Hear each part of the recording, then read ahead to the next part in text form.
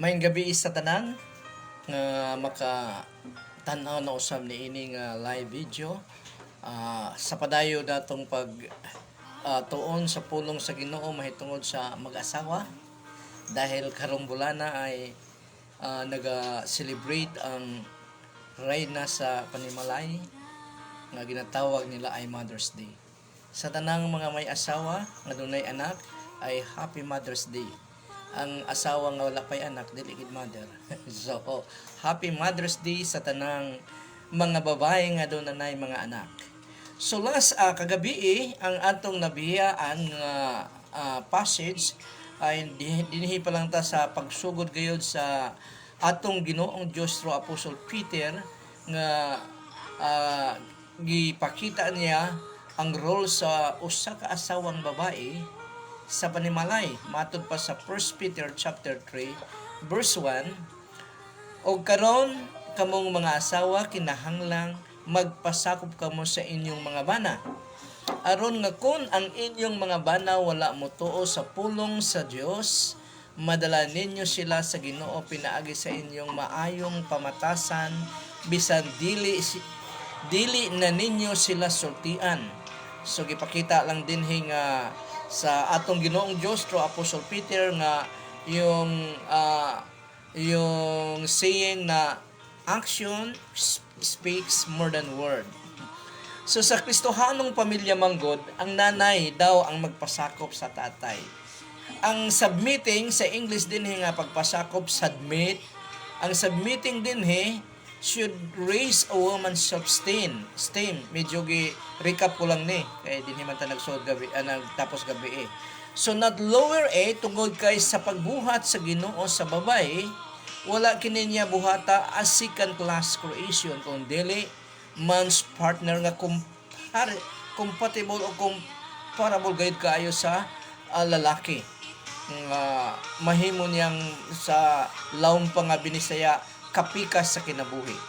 Matod pa sa Genesis chapter 2 verse 18, the Lord God said, "It is not good for that man should be alone. I will make him a helper comparable to him." So ang babae, ang lalaki kung walay babae, kung walay asawa, ang lalaki ay kulang gid siya. So munang naay iba gid sa usa ka babae.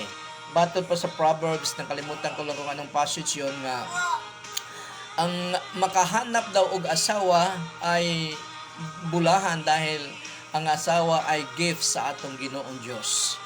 Ang helper din is a counterpart of himself, one form from him, a perfect resemblance of his person. So perfecto yun. Mahimong perfect ang lalaki kung kauban niya ang babae. And this implies that the woman was to be a perfect resemblance of the man, possessing neither inferiority nor superiority, but being in all things like and equal to himself. So walay labaw-labaw. Dili labaw ang babae, bisag gwapo, patsada ang iyang trabaho, dako og sweldo, dili siya mulabaw sa lalaki. Ang lalaki naman usab ay bilang leader lang sa pamilya nga ang final say ay ganto gid siyang bana. Gani kung atong tanawon ang source sa gigikanan sa babae na si Eva ay si Adan man mismo ang part sa iyang lawas. Matod pa din sa Genesis chapter 2 verses 21 to 23. 21 to 23, and the Lord God caused a deep sleep to fall on Adam, and he slept, and he took one of his ribs and closed up the flesh in its place. So, sa pagbuhat sa atong Ginoong Diyos sa babae, ay gipakatulog muna niya ang lalaki. O sa nahinanok na ang lalaki dahil general anesthesia siguro ang gigamit sa Ginoo, matod ko pa kahapon na ay hadayon gikuha sa Ginoo ang isa sa mga gusok ni Adam o gihimo niya kini nga babae. Matod pa sa verse 22, then the rib which the Lord God had taken from man, he made into a woman, and he brought her to the man. So din sa verse 22 makita nato ang hulagway nga kung saan mismo ang Ginoo ang nagdala kay Ibang ngadto kay Idam. So gihulagway kini sa kasalan nga ang tatay mao ang mudala sa iyang anak nga babae ngadto sa lalaki. Verse 23, and Adam said, "This is now bone of my bones, and flesh of my flesh. She shall be called woman, because she was taken out of man." So, naka-wow siguro din ni si Adam dahil pagkakita ay hadayon siya nag-declare nga si Eva ay bones of my bones and flesh of my flesh. So kabahagi talaga siya, kaparte siya sa lawas ni Adam.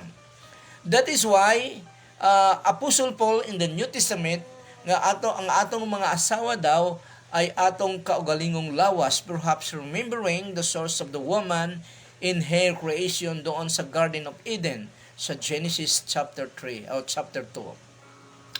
Matod pa ni Apostle Paul sa Ephesians chapter 5 verses 28 to 29.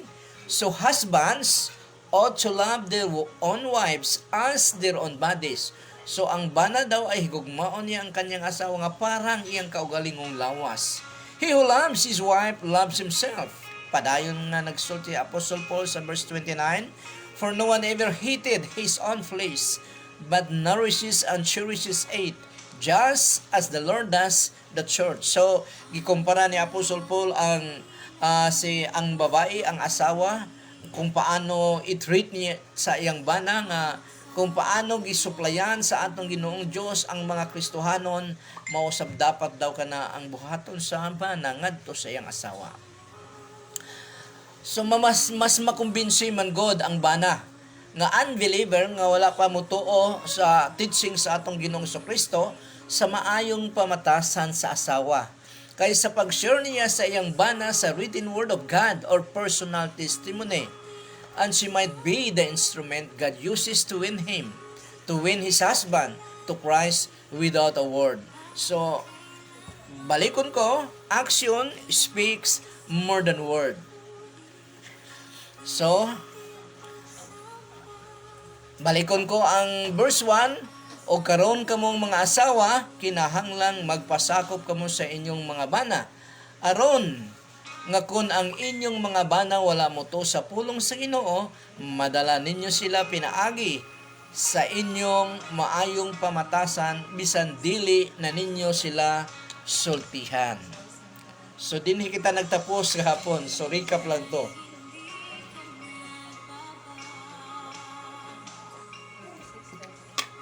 Mainit sa Pilipinas, bisan tuod og medyo nagsugod-sugod na ang ulan. Mao kanang dali na mauga ang atong tutunlan kung sige tag istorya. So ang gipakita din ni Apostle Peter, guided by the Holy Spirit, Peter's point here is that the wife's godly behavior is the most valuable testimony to open the husband's heart to the gospel. Kay makita man niya nga patsana ang batasan sa iyang asawa. Kay makita nila nga nagtahod kamo sa Dios, matod pa sa atong Ginoong Dios sa mga kababayenan nga may bana, mga bana. O ang inyong pamatasan dili sa lawayon. So dito na ta sa verse 2 sa 1 Peter chapter 3 verse 2. Makita nato din nga ang maayong pamatasan sa asawa ay fruit nga siya nagatahod sa atong Ginoong Dios. Dahil kini nga kuman man kini sa atong Ginoong Dios, gigamit lamang niya si Apostle Peter as a mouthpiece. Matod pa sa verse 2, kay makita nila nga nagatahod kamo sa Dios ug ang inyong pamatasan, kung ang inyong pamatasan dili sa lawayon. So kung nagsubmit ang asawa ngadto sa iyang bana, makita kini sa iyang bana nga nagatahod siya sa Dios, sa Kristohanon. Kay makita kini sa iyang adlaw-adlaw nga pamatasan dahil magkauban man sila. Munang giingon sa verse 2, Ang maayong pamatasan sa asawa ay proof gyud nga siya nagatahod sa Ginoo as a godly woman.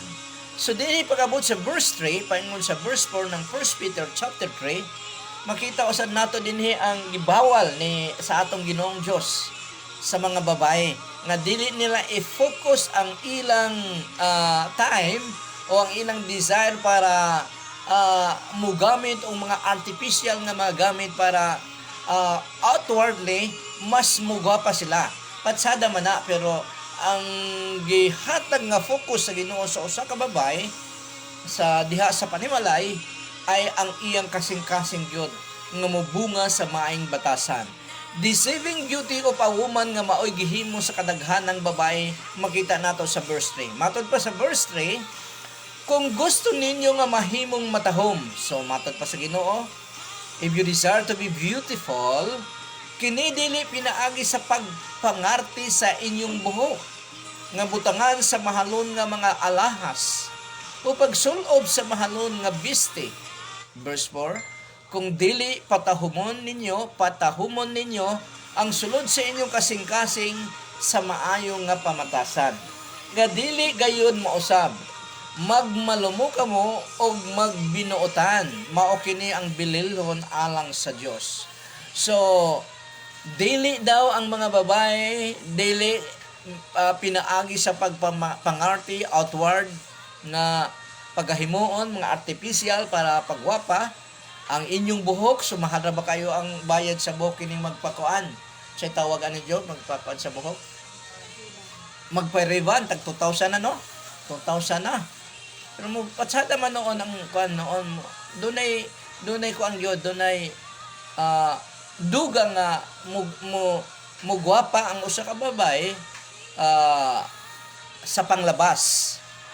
So kini nga passage nga atong gibasa karon, wala sabta og ayo sa mga oneness. Kung ato makita ang mga oneness na pay mga Seventh-day Adventist nga mga karaan nga Seventh-day Adventist religion or United Pentecostal Church, kay gisugo na hinuon sa ilang mga leaders ang ilang mga membro nga mga babae nga dili na magpaputol sa ilang mga buhok. So tag-as na kay silang buhok, dili na magsuot og mga singsing, aretes, relo o uban pang pangpadugang og kaanyag beauty sa babae sa panlabas.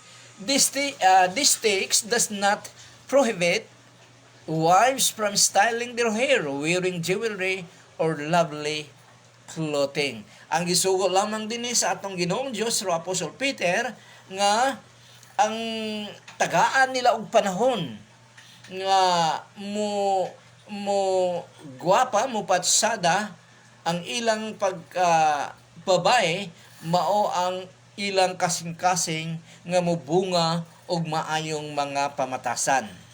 So matod pa ni Apostol si Apostol Paul kay Timoteo, yung spiritual son, sa 1 Timothy chapter 2 verses 9 to 10, mao kini ang giingon sa atong Ginoong Dios ro Apostol Paul ngadto kay Timoteo. Mahitungod sa mga babae, so in relation to the woman, mahitungod sa mga babae, buot ko nga magmaligdong sila. So murag lawom ni gabi ni saya ang magmaligdong. Magmaligdong sila. Magsulob sila og bisti nga dili laway tan-aon.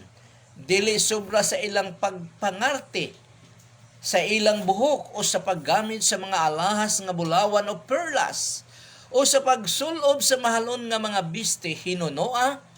Magbuhat sila og maayo nga maoy angay sa mga babae nga nagpaila nga sila nagatuo sa Dios.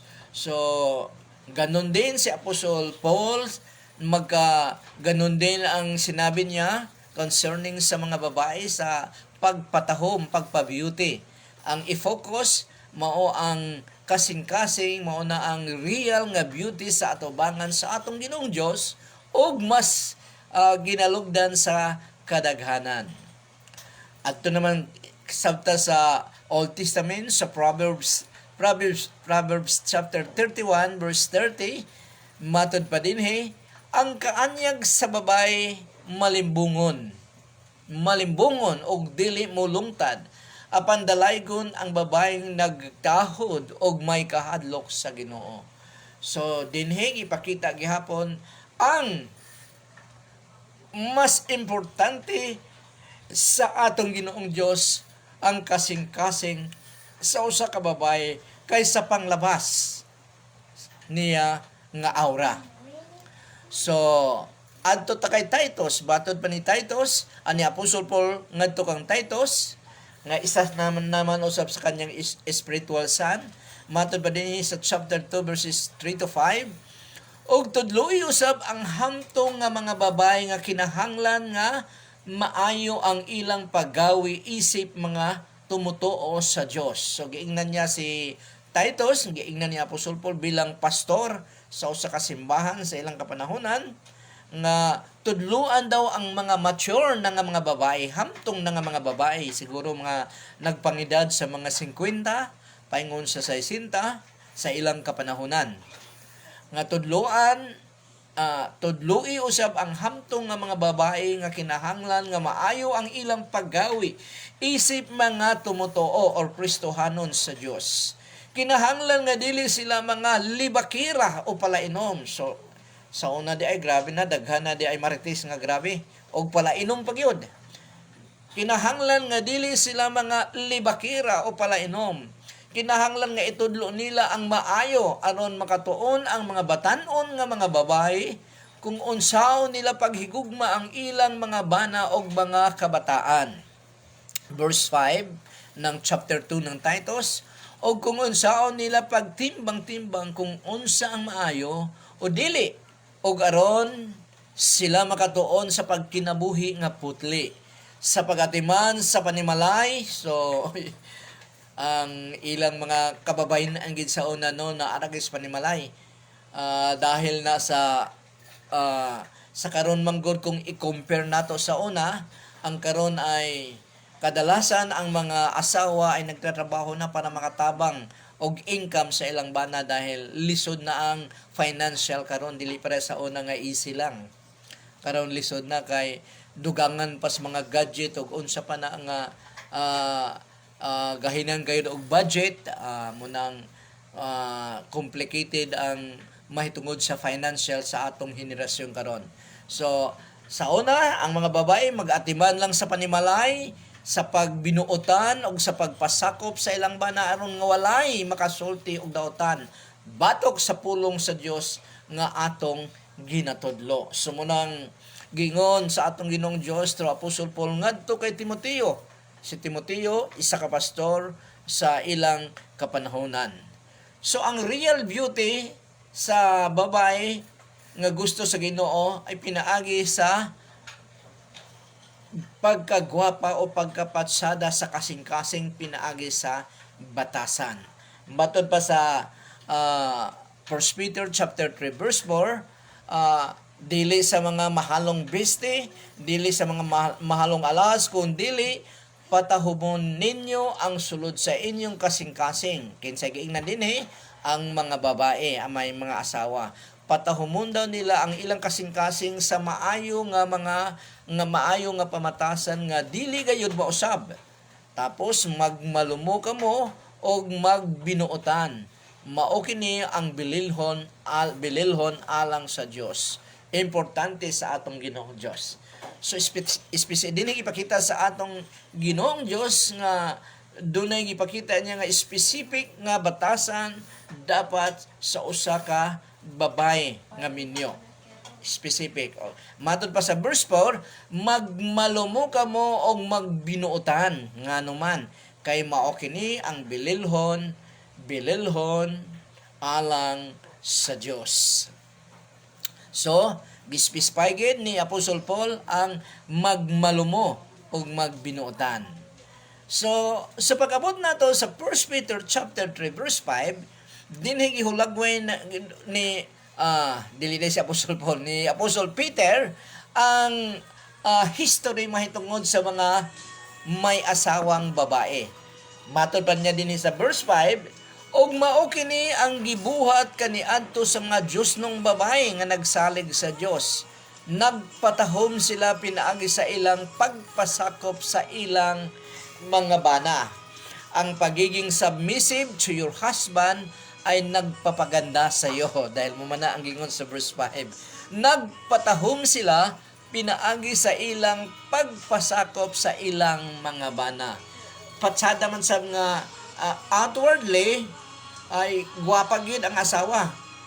Pero mas patsada matod pa sa atong Ginoong Dios nga ang kasing-kasing pinaagi sa maayong batasan ang makita gayud sa usa ka asawa. Labi na kadto sa iyang bana. Verse 6. Sama ni Sarah, so muning history, tapos sa Old Testament, sa mga babae nga mga minyo, tapos dinigi banggit na dayon ni Apostle Peter si Sarah nga asawa ni Abraham, the father of faith, ang amahan sa pagtuo. Sabi niya sa verse 6, sama ni Sarah gituman niya si Abraham o giisip niya nga iyang agalon.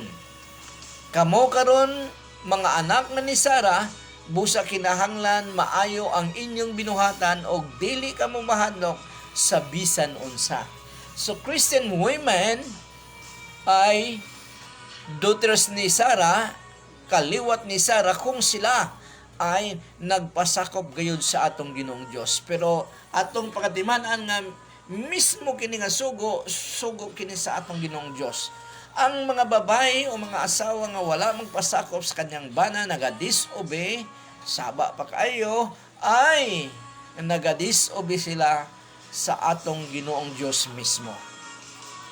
So, kamo karon mga anak ni Sarah na ni Sarah busa kinahanglan maayo ang inyong binuhatan og dili kamo mahadlok sa bisan unsa. In the same way, reverse ko kamo karon sa Binisaya. Kung sa English na in the same way, so kini ay nag-reverse sa duty of submission. Christian husbands must understand their wives. So, human atong banga sa atong Ginoong Dios through Apostle Peter sa ang mga may asawa nga babae, giatubang na sab niya ang mga lalaki, ang mga bana. So, Christian husbands must understand their wife and be considerate of their spiritual, emotional, and physical needs. Matod pa sa verse 7, kung saan din kita magtapos, kamo usab nga mga bana, sabtan ninyo ang inyong mga asawa. So, dunay pagsabot o dunay taas ang panabot dapat sa banang ngadto sa iyang asawa. Considerate siya.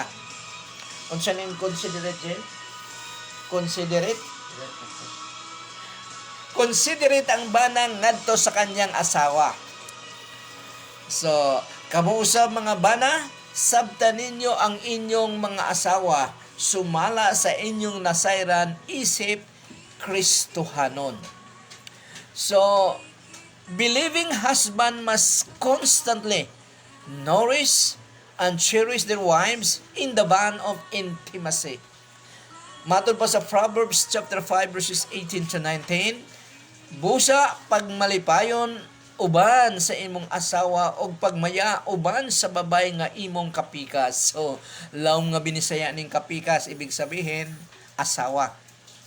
Matahom og madanihon siya ingon sa lagsaw, paglipay sa iyang kaanyag og tugoti, nga hupngon kaniya sa iyang gugma. Sumunang giingon sa Proverbs nga i-enjoy na to ang atong mga asawa. Ganon din ang asawa, enjoy nila ang ilang bana basta dunay pagsinabtanay. Kung ang babae, kung ang asawa nagpasakop sa iyang bana, ang lalaki considerate sa iyang asawa, understanding sa iyang asawa, o ginarespeto niya kini.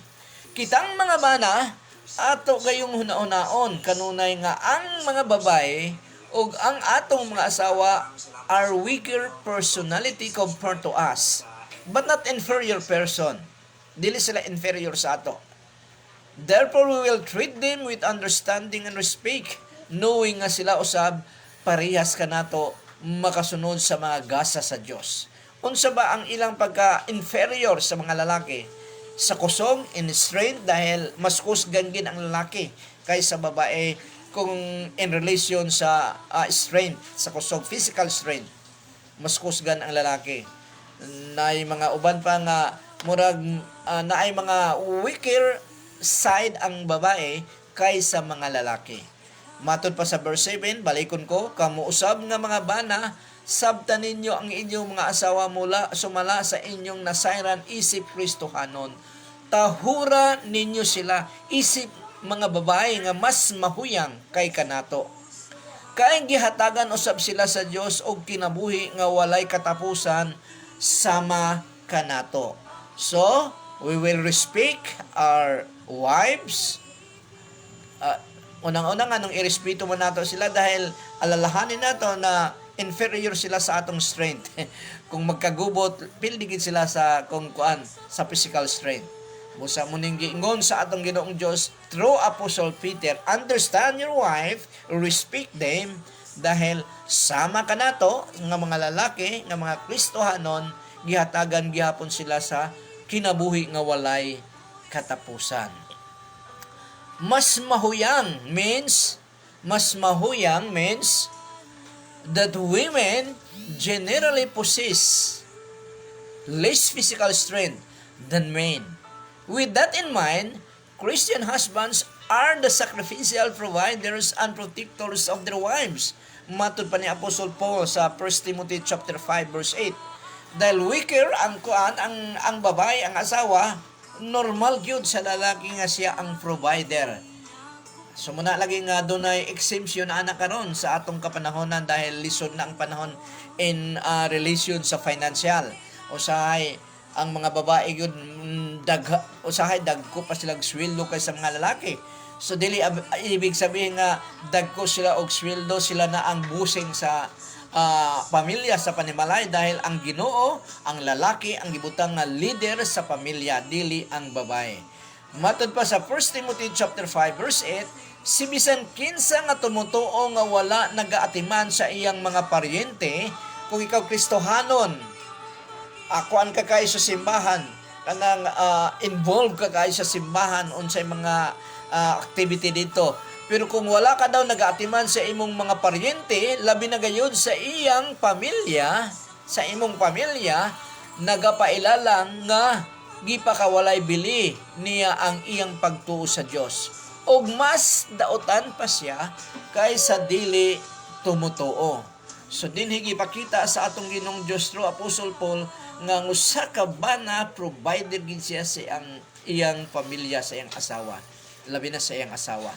Kay kung dili kini niya buhaton, kung abusado siya, giniglik niya ang provision sa iyang pamilya, mas dautan pa daw siya sa mga tao nga wala mutuo sa Dios. Dahil nakahibalo na siya, pero wala kini niya buhata. So ang tubag sa Ginoo sa mga pag-ampo sa bana nagdepende sa ilang treatment sa ilang mga asawa. Matod pa sa verse 7, kay gihatagan usab sila sa Dios og kinabuhi nga walay katapusan sama kanato. Ang mga babay gihatagan sa atong Ginoong Dios og kinabuhi nga walay katapusan sama kanato. Kung dili kini ninyo buhaton ang pag-respect, ang pag-understand sa atong mga asawa, matod pa sa Ginoo, kung dili kini ninyo buhaton, dili tubagon sa Dios ang inyong mga pag-ampo. So grabe ni nga warning sa atong Ginoong Dios sa mga bana. Dahil ang pagtubag sa atong mga pag-ampo ngadto sa Ginoo ay nagdepende sa treatment nato sa atong mga asawa.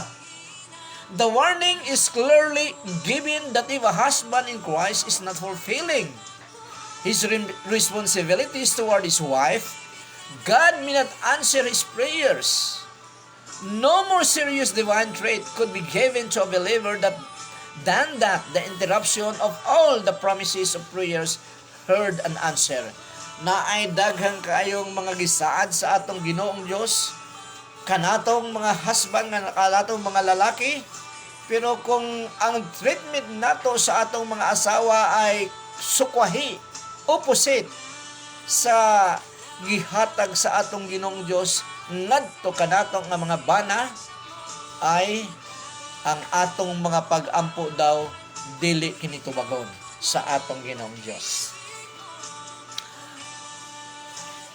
Sumuna nga, matod pa sa John chapter 14 verses 13 to 14, buhaton ko, matod pa sa atong Ginoong sa Kristo ngadto sa iyang mga disciples, buhaton ko ang bisan unsa nga inyong pangayoon kanako, aron mapasidunggan ang amahan pinaagi kanako ngayang anak.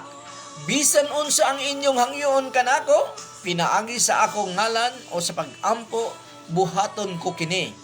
Pero ang warning sa atong Ginoong Dios nga kung dili nato i-treat ang atong mga asawa bilang weaker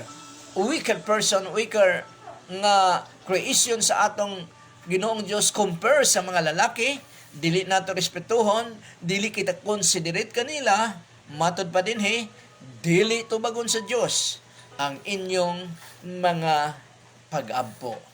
So, ang gihatag sa atong Ginoong Dios sa mga lalaki, sa mga husband, ay is a must gyud nga dapat mao kini ang batasan sa husband ngadto sa iyang asawa.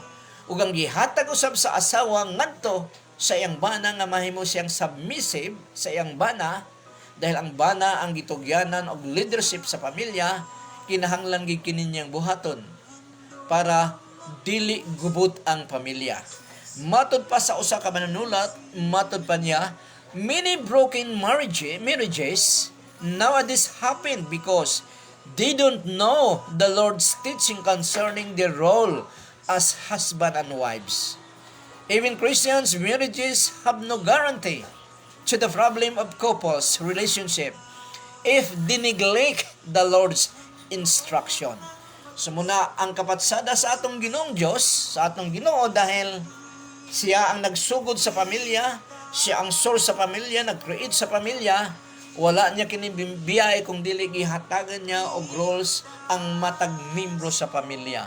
Ang mga anak magpasakop ngadto sa ilang ginikanan o magrespeto sa ilang mga ginikanan. Ang mga asawa magrespect sa ilang bana o ang mga bana magrespeto gihapon og considerate sa iyang asawa. So, din hinakutakutob og salamat sa Ginoo nga nahuman nato ang 1 Peter chapter 3 verses 1 to 7.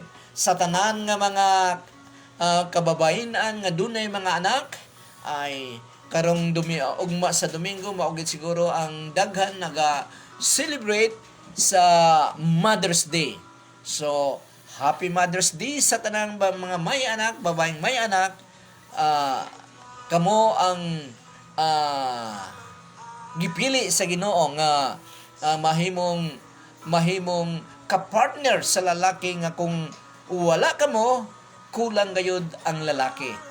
Muna nga ang lalaki nga wala pay asawa, nag-ingon ang atong Ginoong Dios nga ang nakakita sa asawa, ang nakahanap daw sa asawa ay bulahan dahil ang asawa ay regalo sa atong Ginoong Dios. Makumpleto na siya dahil kulang sa part sa lawas ang lalaki kung wala ang iyang asawa, dahil ang asawa gikan sa isa sa mga ribs o sa mga gusok sa iyang bana.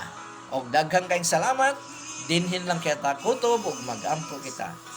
Among amahan sa pangalan ni Jesus, salamat kay Ginoo sa katatapos damong tuon sa imong pulong, O Lord God. Tabangi kami Ginoo as member Panginoon sa bawat pamilya, O Lord God. Kami nga mga tatay, O Lord God, help us, O Lord God, to be considerate, to be respectful, O Lord God, sa among mga asawa, Panginoon. Tabangi kami kanunay, Panginoon, nga kami gyud ang naga-provide, Panginoon, sa among pamilya, O Lord God. Even our wives, O Lord God,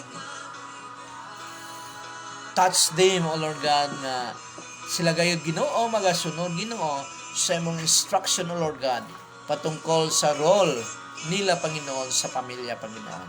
Salamat kay Amahan. Panalangini ang bawat isa nga magatan-aw pa ni ini nga pagtulunan, Amahan. Salamat, Ginoong Diyos. And the Lord will bless you and keep you. The Lord make His face shine upon you and be gracious to you. The Lord lift up His countenance upon you and give you peace. O ang tanang mga anak sa Diyos magaingong Amen and amen and amen. Maayong gabi sa tanan.